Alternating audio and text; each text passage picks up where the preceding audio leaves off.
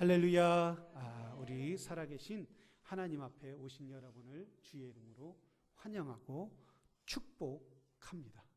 우리는 주님 앞에 오는 것을 귀중히 여기실 때에 무너진 성벽들이, 무너졌던 믿음들이 회복되는 역사가 있게 될 줄로 믿습니다. 여러분, 이 오늘 말씀이 하나님의 말씀으로 들으시기를 바랍니다. 여러분이 우리가 신앙이 회복되는 놀라운 역사가 있게 될 줄로 믿습니다. 지난 주일 복음의 기쁜 소식에 대해서 말씀을 함께 나눴습니다. 복음이라는 게 무엇입니까? 뭐라고 말씀했어요? 이 땅에 하나님이신 예수님이 육신을 입고 오셔서 죄와 허물로 죽었던 우리를 위하여 그분이 대신 십자가에 못 박혀 죽으시고 부활하셔서 다시 오실 것을, 그것이 복음이라. 십자가가 복음이라고 했어요. 그리고 예수 그리스도가 복음이라고 말씀하였습니다. 그러면 어떤 사람들이 이 복음을 듣느냐 이거예요. 이 복음을 들은 사람은 어떤 사람이라고 인정함을 받느냐라는 것을 오늘 본문에서 말씀하고 있습니다. 의인은 믿음으로 말미암아 살리라. 의인은 하나님이 책임을 진다라는 제목입니다. 여러분, 의인은 누구라고 생각합니까? 우리가 종종 의롭다 그러면 도덕적으로, 윤리적으로 잘 사는 사람, 윤리를 잘 지키고 도덕을 잘 지키는 사람을, 저 사람은 정말 훌륭한 사람이야, 인격적으로 그리고 훌륭한 사람이야, 올바르게 사는 사람이야, 의로운 사람이야, 이렇게 이야기들을 합니다. 그렇습니다. 그들이 그렇게 사는 모습을 보면 우리가 존경을 하고 또한 본받아야 할 점들이 너무나 많이 있는 것을 우리는 부정할 수가 없다라는 사실이에요. 여러분, 저와 여러분도 도덕과 윤리를 잘 지키시기를 바랍니다. 운전할 때 너무 빨리 하시지 마시고, 스톱사인에도 좀 정확하게 하시고, 철저하게 지키는 것을 볼 때 우리도 저렇게 잘 지켰으면 좋겠다, 이런 마음이 들지 않으세요? 전혀 여러분은 들지가 않는 모양입니다. 그런데 그것이 의다라고 성경은, 우리들은 의다라고 그렇게 살아야 한다라고 세상 사람들은, 또한 우리는 그렇게 말하고 있지만, 성경에서 말하는 우리 하나님이 의인이라고 말하는 사람은 어떤 사람이냐예요. 오늘 17절에 이렇게 말씀하고 있습니다. 오직 의인은 믿음으로 말미암아 살리라 라고 말. 이 말씀과 같은 말씀은 오늘 신약에서만 하는 것이 아니라 하박국에서도 해요. 하박국. 어떤 분이 그러더라고요. 하박국 그러니까, 목사님 호박국도 있습니까? 그래요. 호박국. 제 발음이 잘못이 나왔나 봐요. 호박 이런 식으로 나왔나 봐요. 호박국이 어디 있습니까? 그래서 호박국이 아니라 하박국입니다. 하박국. 성경 좀 보시기를 바랍니다. 제가 잘못 발음을 해도 제대로 알아들어야죠. 할렐루야. 네. 하박국의 2장 4절에 보면 오직 의인은 믿음으로 말미암아 살리라. 저를 한번 따라서, 오직. 그렇게 갖고 믿음이 생기겠어요? 오직 의인은 믿음으로 살리라. 자, 의인이라는 말은 디카이오스라는 말이에요. 디카이오스라는 의미인데, 믿음으로 말미암아, 의인, 온토로지칼이라는 존재론적이죠. 이 존재론적으로 해석하면 윤리나 도덕을 의미하는 게 아니라는 거예요. 그러니까 디카이오스는 존재적으로 해석하면 도덕이나 윤리로 해석하는 것이 아니라 오늘의 본문 말씀은 의인이라는 건 믿음으로 사는 사람이 의인이라는 거예요. 최소한 헬라 언어로 성경이 기록되었는데 헬라어로 오늘 본문의 말씀은 의인이라는 것은 디카우스는 의인을 믿음으로 사는 사람이 의인이다 라는 말이에요. 그러니까 오늘 본문을 본다면은 믿음은 어떤 사람이에요? 믿는다면 어떤 사람이에요? 성경으로 말하면 이해가 안 되는 모양이에요. 조금 이따 이해가 오시면 제가 이해시켜 드리겠어요? 그러니까 믿음은 성경에서 말하는 믿는 사람은 의인으로 인칭을 받았다라는 거예요. 할렐루야.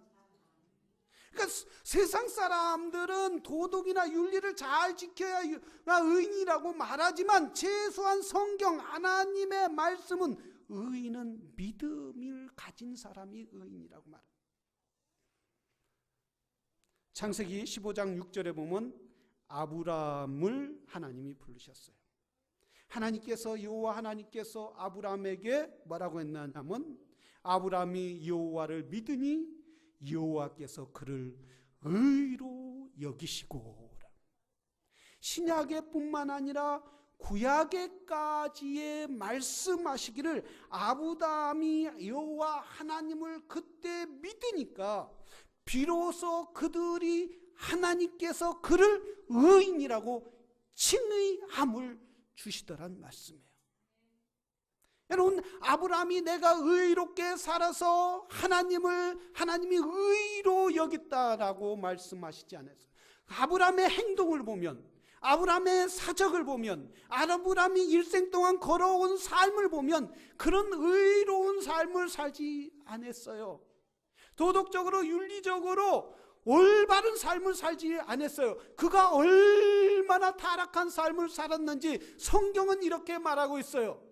갈대와 하란 자기 고향에서 떠나서 가나안 땅에 임했을 때 가나안 땅에 흉년이 들었어요. 먹을 것이 없었어요. 그래서 그가 애굽으로 내려갔어요. 먹을 것을 찾아라 애굽을 내려갔을 때 바로가 애굽의 왕이 바로가 봤을 때 그의 아나 사라가 얼마나 빛나고 달덩어리처럼 이쁜지 마음이 확 와서 들었어요.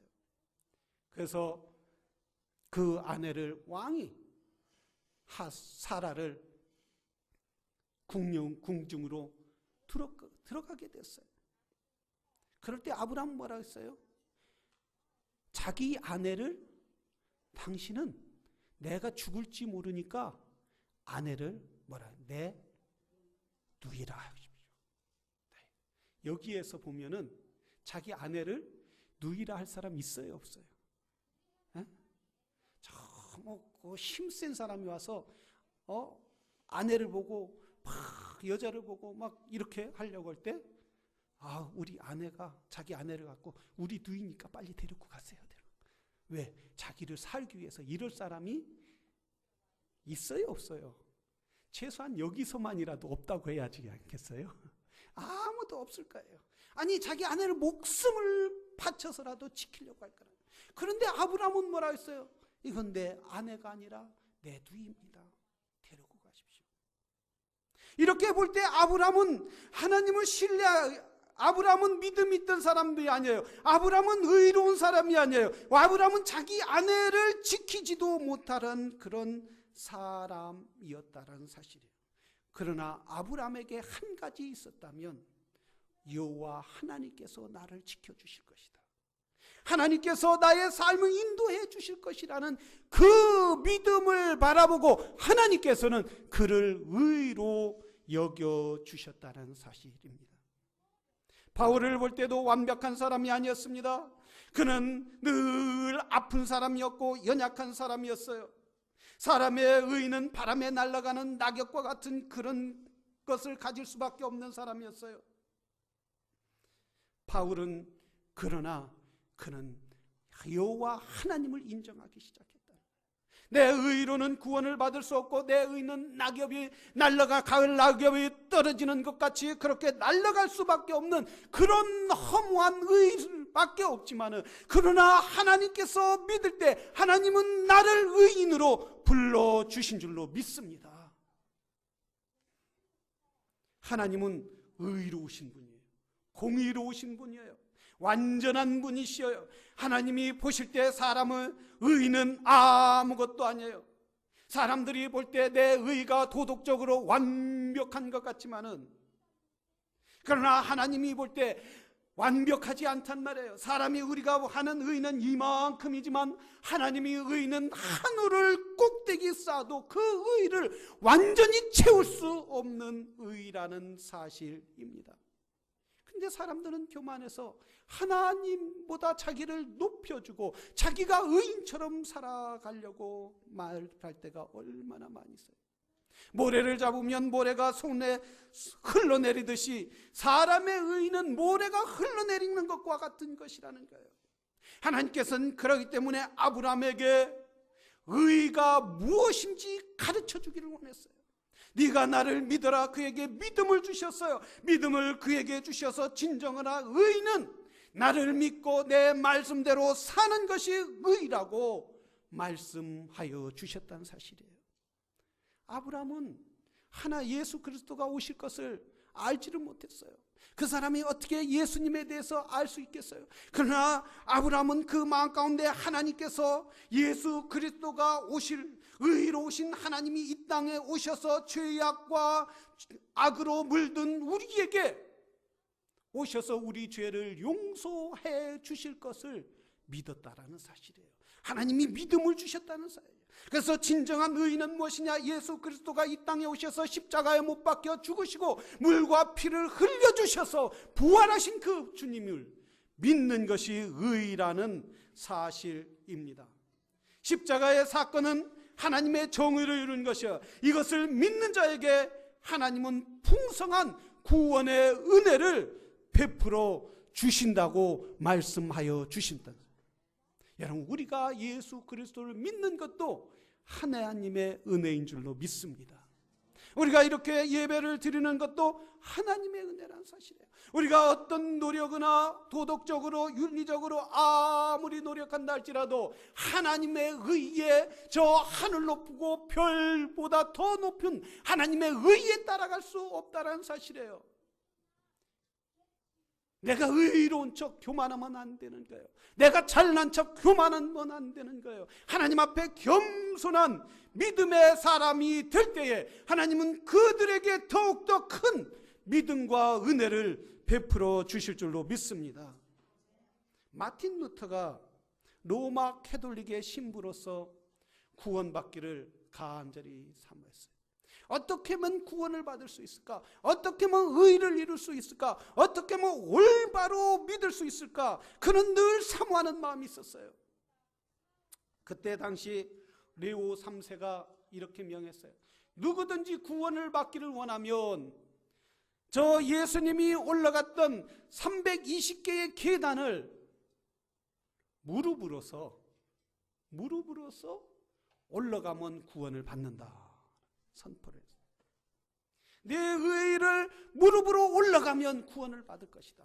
올라가는 순간 천사가 너희들에게 구원을 확 내려줄 거다. 이렇게 말해서 수많은 사람들이 무릎으로 올라갈 때 그 무릎이 피가 나기도 하고, 몸집이 큰 사람은 어떻게 했어요? 그 무릎으로 길 때 인대가 다 나갈 거예요.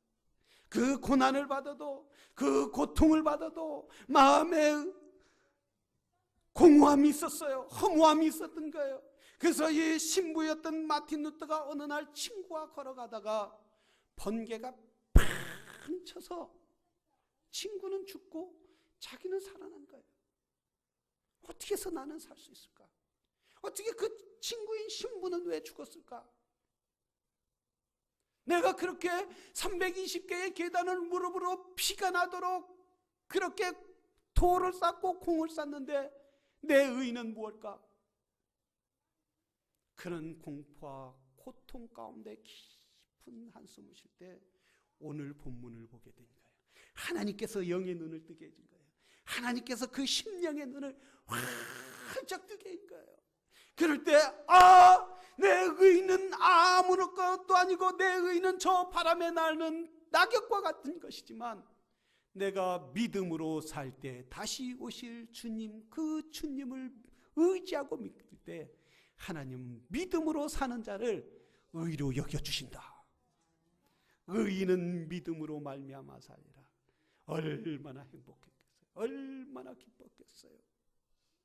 그래서 마틴 루터는 이렇게 행위를 따지고 그리고 자기 의의를 강조하는 이 시대의 종교개혁을 하자, 바꾸자. 그때서부터 종교개혁의 물꼬가 트기 시작했는데 의인은 믿음으로 말미암아 살리라. 여러분, 우리 자신이 이제 개혁을 할 때가 된 줄로 믿습니다.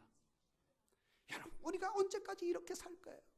언제까지 우리가 정말 주님을 기준히 여기지 않고 내 중심으로 살려고 하는 그런 신앙을 언제까지 갖고 살려고 하십니까? 여러분, 믿음으로 사시길 바랍니다. 주님을 기준히 여기시기를 바랍니다. 여러분 삶 가운데 함께 하시고 동행하시고 영광 받으시기를 원하시는 그 주님을 사랑하고 그분을 기쁘게 하는 사람마다 하나님의 의가 풍성하게 채워주실 줄로 믿습니다. 믿는다는 것은 의로워진다는 거예요. 의는 예수 그리스도로부터 나온다는 거예요. 말씀은 미래의 약속을 믿음의 소망으로 붙잡는 거예요. 믿는 것은 예수 그리스도의 영생을 믿는 건 줄로 믿습니다. 아브라함이 자식이 없었지만 아들을 주겠다라고 말씀하셨어요. 그는 90세가 돼도 자식이 나오지 않았어요. 100세가 돼도 자식이 나오지 않았어요. 하나님, 이것이 끝난 겁니까? 하나님의 약속이 이제 여기서 머물러야 합니까? 나는 죽고 이제 자식이 없어야 합니까?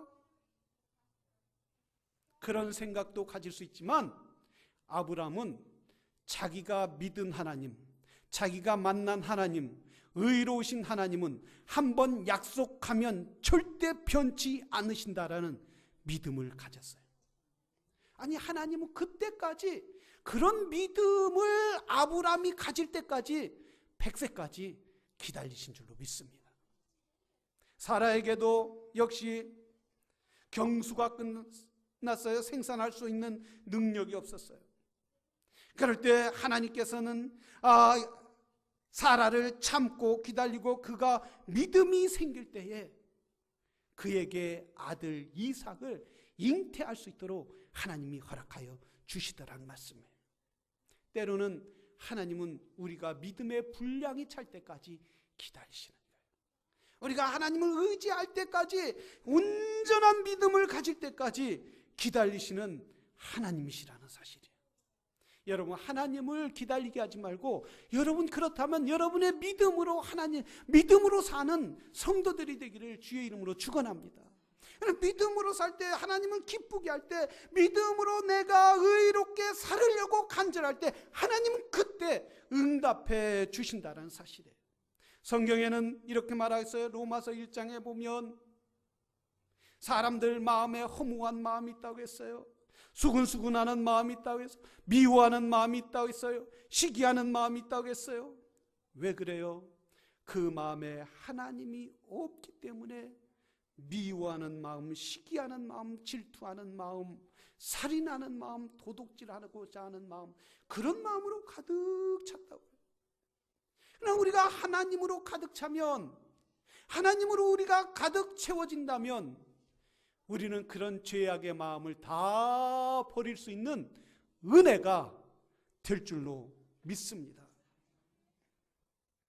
믿음이라는 것은 죽음을 이기고 부활하신 주님이 다시 오실 것을 믿고 바라는 거예요. 믿는 사람은 믿음 때문에 주님을 맞이할 수 있게 되지만, 그러나 믿음이 없는 사람은 다시 오심을 때 그 주님을 맞이할 때 통곡하고 눈물을 흘릴 수밖에 없다는 사실이에요. 사랑하시는 성도 여러분, 저와 여러분이 다시 오실 주님을 사모하는 믿음의 사람이 되기를 주의 이름으로 축원합니다. 우리가 믿음의 사람은 도덕적으로 윤리적으로도 깨끗하고 정직해야 된다는 말씀이에요. 왜? 의로운 신주님이시기 때문에, 거룩하신 주님이시기 때문에, 온전하신 주님이 내 안에 계신다면 우리가 세상을 도덕적으로 윤리적으로 이끌어 갈 수 있도록 주님이 힘을 주실 줄로 믿습니다. 내가 의롭게 됐으니까, 난 믿음으로 살으니까 세상 사기쳐도 돼, 거짓말을 해도 돼, 남을 아프게 해서 내 유익을 취해도 돼, 이러면 아니 되는 거예요. 왜? 그 마음에 주님이 없는 거예요. 그 마음에 잘못 주님을 믿는 거예요. 진심으로 의로운 주님을 믿고 올바른 주님을 믿는다면 주님의 말씀대로 따르는 것이 진정한 믿음의 사람이 될 줄로 믿습니다. 우리는 믿음이 없으면은 그냥 나 믿음이 없어, 그만둬야지, 뭐 이렇게 살아야지, 이러지 말고 하나님 앞에 믿음을 달라고 기도하시기를 바랍니다. 하나님, 좀 나에게 믿음을 주십시오. 하나님, 나에게 아브라함 같은 믿음을 주십시오. 하나님, 나에게 바울과 같은 그런 주님을 간절한 마음을 달라고 주 앞에 기도하고 무릎 꿇으면 하나님이 분명히 주신다라는 사실이에요. 우리가 이번 부흥회에 은혜 받기 위하여 릴레이 금식을 합니다. 이 금식을 할 때에 형식적으로 하지 말고 진심으로 주님을 간절히 사모하는 마음으로 하시기를 바랍니다. 이게 금식기도 표를 한번 이 명단을 제출한 분들만 이렇게 한번 쫙 했어요. 쫙 했는데 어떤 집사님이 전화가 왔어요. 제가 전화한 것도 아닌데 전화가 와서 그 명단이 없어서, 집사님, 왜 집사님은 금식 명단이 없어요? 그러니까 목사님, 나는 뭐 며칠서부터 며칠 3일간 할게요, 그렇게 말씀하시더라고요. 대단하다, 할렐루야, 아멘 했더니 오늘 성경 공부할 때 보니까 목사님, 어떻게 내가 3일 동안 합니까? 나 죽으라고요. 누가 3일 하라고 했습니까? 믿음으로 하라고 하는 거지, 믿음으로. 여기에 보니까 우리 아이들과 집사님들이 다 한 끼라도 하기 위해서 얼마나 감사한지 말해요. 이 명단을, 내 마음이 너무너무 기쁜 거예요. 주님을 이렇게 사모하고 믿음으로 살려고 하는 사람에게 하나님의 의가 나타날 줄로 믿습니다. 하나님이 은혜를 부어주실 줄로 믿습니다. 사모하는 자에게 부어주시는 하나님, 사모하는 자에게 하나님의 능력을 부어주시는 하나님을 찾는 하나님의 사람이 돼야 된다. 우리 아이들이 이렇게 써낸 아이들도 있어요. 보니까 정말 얼마나 아름다운지 몰라요. 이렇게 아이들 어려서부터 하나님을 간절히 찾으려고 하는. 그런데 제 마음에 한편으로 얘가 맨날 아침도 금식하나? 점심도 하기도 하고 막 그러는데 부모가 봤으면 어떨까, 이런 생각이 들어요. 부모가 보면 뭐라고 생각할까? 금식하게 그냥 놔둘까? 아니면 그래, 하지 마라, 뭘 커가는 애가 잘 먹어야지 왜 이거 하니, 이렇게 이야기할까? 곰곰이 생각도 해봤어요. 여러분, 오늘날 우리 아이들은 화초, 이 비닐하우스 속의 화초 같아요. 너무나 곱게 자라고 너무나 아주 환난이나 어려움을 만나지 못하게 이렇게 자라는. 근데 비닐하우스에서 자라는 나무들은 아름다운 관상용이 될 수 없지만 저 산꼭대기에 그냥 어려운 데서 척박한 땅에 뿌리 박은 나무들은 바람도 맞고 비도 맞고 환난도 맞는 그 나무들은 관상용으로 사용하는. 그리고 그 나무들을 잘라서 악기를 만들면 그렇게 아름다운 소리가 난다는 거예요. 온실 속에서 자란 나무는 어떤 악기로도 사용할 수 없다는 거예요. 때로는 아이들에게 환난과 어려움도 줘야 되는 거예요. 모든 것이 부모가 다 해줘서 완벽하니까 너는 공부만 하면 돼, 이렇게 하는 것이 아니라 때로는 배도 고파보고 때로는 어느 정도 아픔도 겪어보고 어려운 환경, 더운 지역에 가기도 하고 또한 어느 때는 목욕도 해보지 못하고 이런 척박한 땅으로 애들을 인도할 때 애들이 더 강한 믿음과 삶의 확신을 갖게 된다는 사실이에요. 그래서 이번에 도미니카 공항에 가서 제가 오면서 그런 기도를 했어요. 그리고 우리 집사님 몇 분하고도 같이 나눴는데, 이번에 좀 내년 한 5월에 우리 아이들을 방학하면 그 선교지로, 도미니카 선교지로 가는데 다치거나 병들지 않는 아주 가장 고생을 한번 시켜보려고. 아이고 이렇게 힘들구나, 이렇게. 목욕도 한 3, 4일 안 시키고 말이에요. 밥도 한 3일 막 금식도 시켜보고 더운 데서 그냥 자리 깔고 그 사람들처럼 재워보기도 하고 그 가난한 그 사람, 제3세계 사람들 이렇게 혹독한 훈련을 한번 시켜서 정말 우리의 삶이 얼마나 복되고 부모님이 우리를 위해서 기도하고 키워주는 게 얼마나 감사하고 우리가 하나님의 은혜로 얼마나 아름답게 사는 건지 좀 깨닫게 하고 싶어요. 여러분, 우리 자녀들을 이번에 보내주시기를 바랍니다. 미리미리 기도로 준비하시고 우리 아이들을 이렇게 화초 속에 자라려고 하지 말아요. 이 세상은 생각보다 얼마나 환난이 많아요. 어려움이 많아요. 그리고 유혹하는 것들이 많아요. 이렇게 화초 속에, 비닐하우스 속에 화초로 키운다면 그 어려움을 이길 수 없단 말이죠. 극복할 수 없단 말이죠. 그래서 우리 선조들은 그런 말 있죠. 고난은 사서도 한다. 우리가 고난 가운데 있을 때에 믿음이 더 자라게 된다는 사실이에요. 믿음으로 기도해야 합니다. 하나님이 나의 기도를 들어주실 겁니다. 비록 나는 완벽하지는 아니하지만 하나님은 나의 기도를 들어주실 줄을 믿습니다. 아브라함이 완벽하지 아니했지만 여호와 하나님을 의지할 때 하나님은 그를 의로 여기고 그에게 약속의 자녀 이삭을 주신 것처럼 주여, 내가 하나님을 의지하고 믿음으로 나갈 때 하나님 나의 삶을 통하여 하나님의 약속을 이루어 주시옵소서. 하나님의 약속을 이루어 주시옵소서. 믿음의 사람은 그래서 주님을 의지하는 정로를 가게 된다는 사실이에요. 인생을 바르게 산다는 사실이에요. 인생을 내 마음대로 사는 것이 아니라 하나님의 뜻대로 산다라는 사실입니다. 바울은 복음 안에서 의가 있음을 알았어요. 그 의는 예수 그리스도 안에 있는 믿음이라는 사실을, 믿는 자는 하나님께서 의로 인쳐